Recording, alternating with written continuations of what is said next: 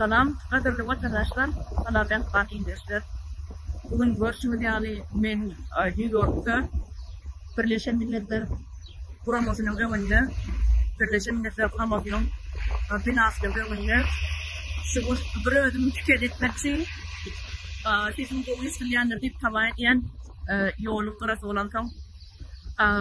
Bugünkü benim tüketim, bizim vatandaşlarımız Türkiye'den Türkmenistan'a ekstradisiya edilen ve edilmekçi bulunan bizim vatandaşlarımız, bizim aktivistlerimiz, bizim jurnalistlerimiz, yani derine o işini geçiren jurnalistimiz, bir hata eden Merdan Muhammedov, Umida Bikcanova, Ferhat Durduyev, Rusya'dan oğlanıp kaçılan oğlanlar Hadir ısrarada atlar yardımcısına Malik verdi Allamradov ve yine oğlan gıyırlar asırlıp akdilen Türkmenistan'a ama Umida Bikcanova vardı hadirlikçe hiçbir belli değil şunun için asırlıp akdilimi Türkmenistan'a akdilmedi mi ona ayıp bilecekten yine şu günkü benim edecek çıkışım şu terörlük edilen işlere gizli yollar bilen adam kaçakçılığına koşulayan, şu işleri ediyen, yerine getiren, şu işlerde elleri var adamları tuzakları to'xtatmak için, durdurmak için Birleşen Milletler'in önüne, Birleşen Milletler Kuraması'nın önüne gelip şunu bir bölüm fikir ediyen. Salam kaderli vatandaşlar, salam mehruan izleyiciler. Bugün görüşümüz yani. Men New York'ta Birleşen Milletler Kuraması'nın önünde Beylesek Öğren Görkü'den Birleşen Milletler Kuraması'nın önünde ne binası yönetmen şu fikir etmekçi bir ölüm şu bizim alınıp açılayan kanun dışı alınıp açılayan bizim vatandaşlarımız, bizim aktivistlerimiz, bizim Merdan Muhammedov'umuz ödeni derine uçi jurnalist okmanı tanıttı. Ödünün bilimi bilen, ödünün defilinin yitiliği bilen hakiki jurnalistleri gayret direyen adamdı. Yine bugün kun olsa Umida Bikcanova'nın ıkbalı birlikte nevelli kultur. Sonun için ben şu New York'ta Birleşen Milletler'in önünde, Birleşen Milletler Kuraması'nın önünde çıkışı diyen adır hemen hatam yazdım, o hatta da ahlada görküzdüm. Sol hattaki görküzden dağıtlamam. Sol dililenem aydayın ve deyip video çektim. Geçen yıl bir şey yani edil Eylül ayında bugün bir yıl oluyor. Yine bir başvanının Merdan Muhammedov arkadaşlar ödünü biliyorsanız ıkbalını, nemolarını hazırlıkça ıkbalının ne iletilen belli değil, bir iletilen belli değil. Haber hatiri yok. Türkmen tarafından bir çiğ seda yok. Eğer şasuduna katlaşıp bize haber verilmedik olsa bize şunun sınıf bulunduğunu bilecekler. Bize şunun Türkmenistan'a gidilme ya başka yere gidilme onu bilecekler. Şol adamların can sağ olsun için yerine katlaşan adamların Merdan Muhammed'in tarafını tutup çıkışan adamların bir günahını sınıfta da aydın adamların ahresinin can sağ olsun. Ama o karamadan bir görüşümüz yani Türkmenistan'ın ne sütleri, ne kazıları, ne adalet idareleri hiçbiri işlemeyenliğini şu yerden gördük.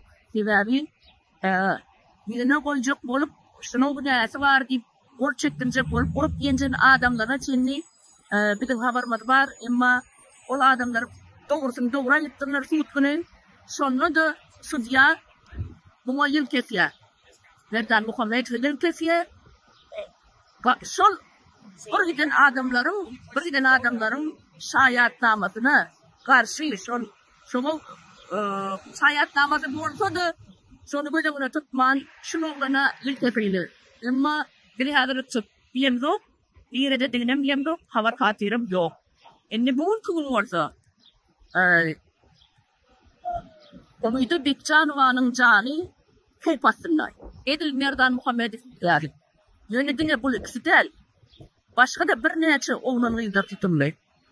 Onu atlarını sanasam, bilyen yadımı düşenlerini sanasam, melik yerdi, Allah muradı, Rusya'dan alınıp kaçınlı.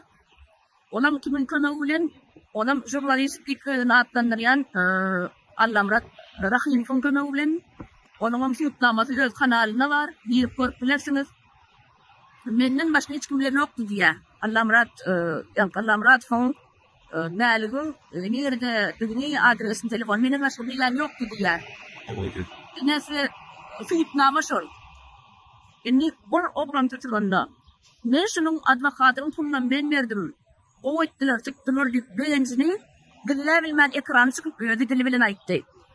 Ben şu pulları belyen, tüm yine de kömür yemekcek ise, şulongusunun arda yazacak ise, tutturacak, bastıracak, yok ettirecek ise, ben kömür ediyen, pulunuzun durumu yok deyip ödü çıksaydı aitti.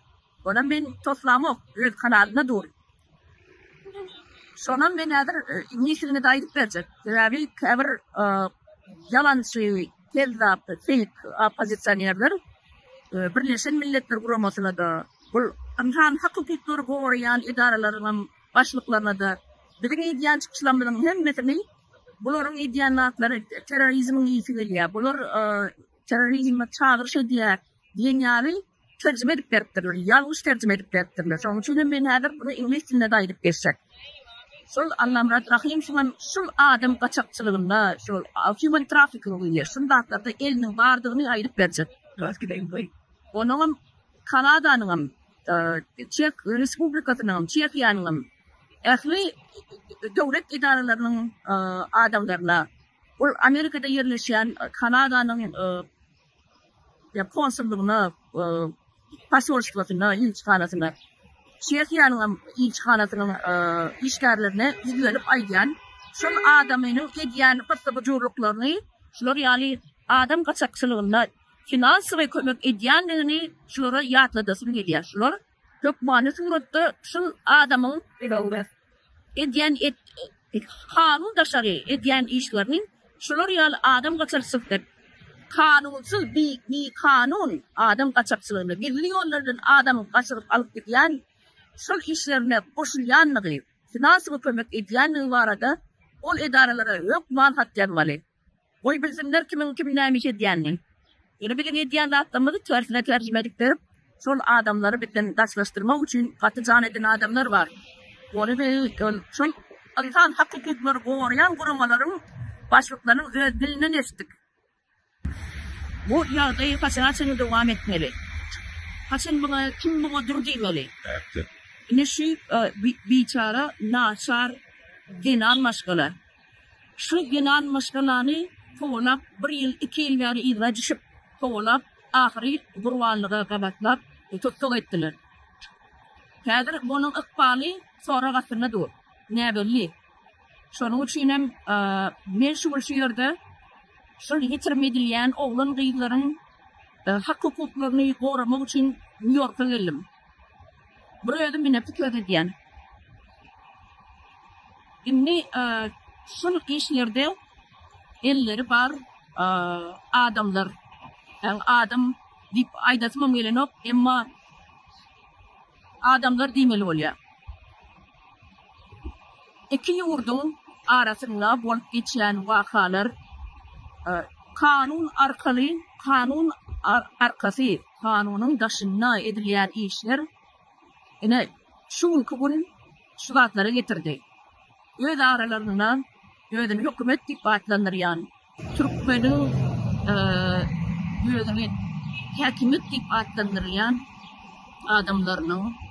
Türkiye'nin hem şolar yani özünü hükümet dipatlanır yani içeri dışarı işler ministerlikleri bilen Türkmenistan'ın dışarı işler ministerliklerinin ediyen pıttıpıcurlukları yine şu ülkenin kanun dışarı adam alıp kaçmaklık bunlar için bir adeti burada da yurli inansak da şeyle görüyen olsanız ne şu plakatlarda görüşürüz yani hem de yazılanlar Erdoğan'ın Türkmenler bizim bilen kanımız birdir, canımız birdir, adımız, hamilyamız, sökümüz birdir diyen adam, bugün kun, şurayali ici, naçar binanların oğlan kızları tutsak edip Türkmenistan'ın eline veriyorlar.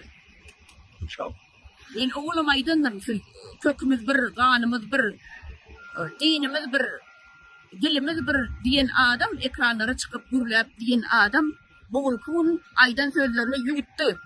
Bu ülkün aydan sözlerini idine kaytarıp aldı. Yani için sebebi, görüyorsunuz gaz, nevit adamların, insanın canından, insanın ıkbalından has değerli öptür.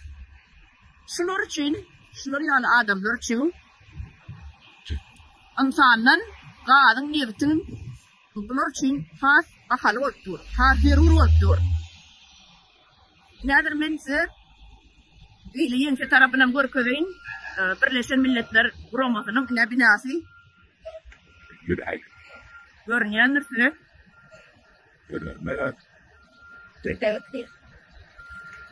Onlara ben hatam tayarladım. Bu hatam tayarladım. İngiliz dilinde. Ona meğer onlara konuşacak entip. Oy onların çare vursunlar. Seyirde ehlidat yazılan nemeler bol piç yani. Şu biçare adamların hiç il gorumsuz adamların akbalının Türkmenistan'a baranla türmelerde çürüyecek değil.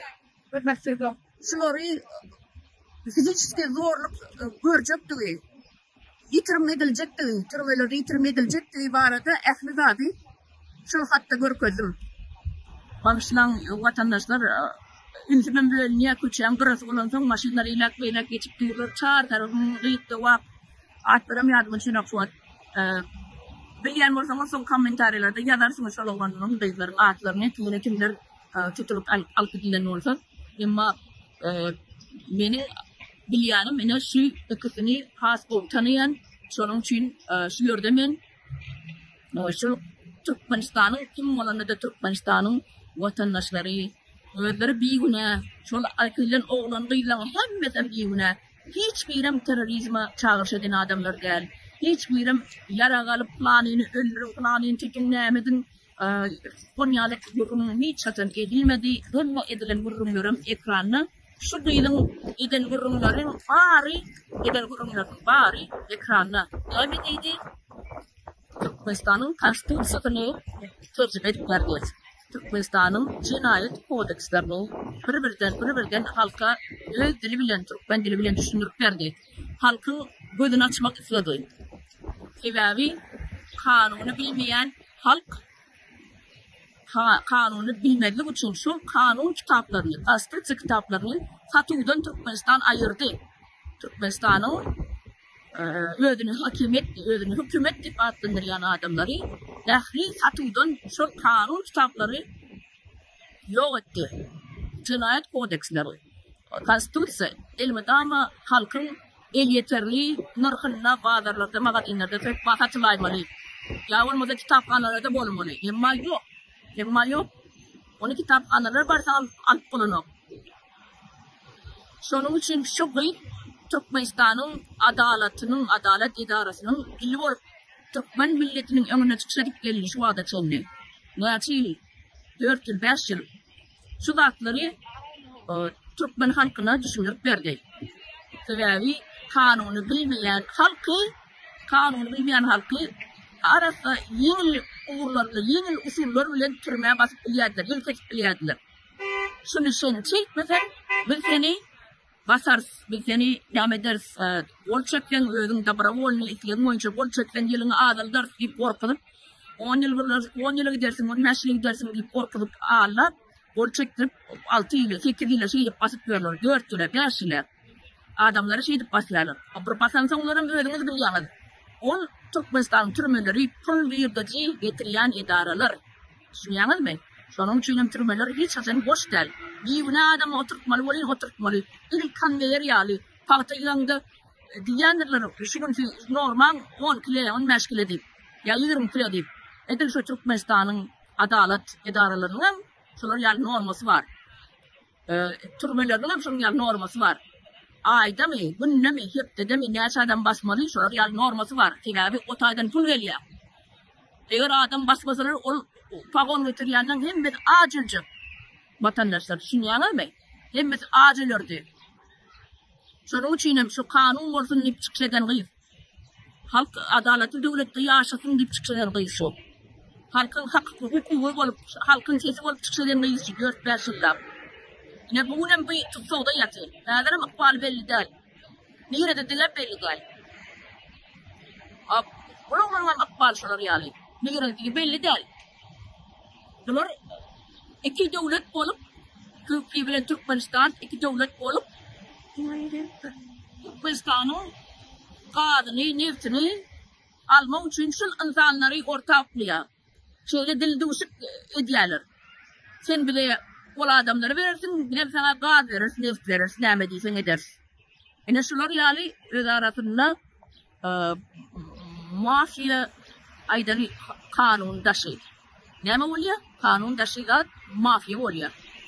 Ene şu hakyky arasy mafiýa Türkmen özüni hökümet diýip atlandyrýan Türkmeniň, bir Türkiýanyň özüni hökümet diýip atlandyrýan iki sany daşary işler ministrlerining arasynda hyp bolup geçýän dildüşükler.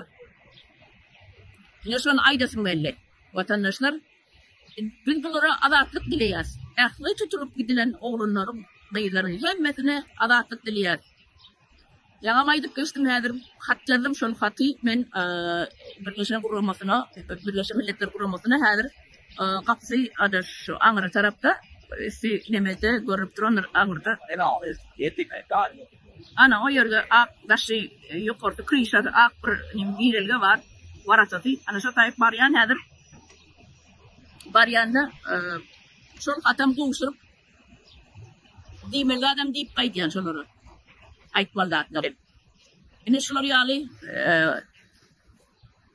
vatandaşlar hemmäňizde sag oturuň bu ülkeyi piketimi men tamamlayan häzir ingliz dilinde de bir agız çykyş etmekçi. Sag olun.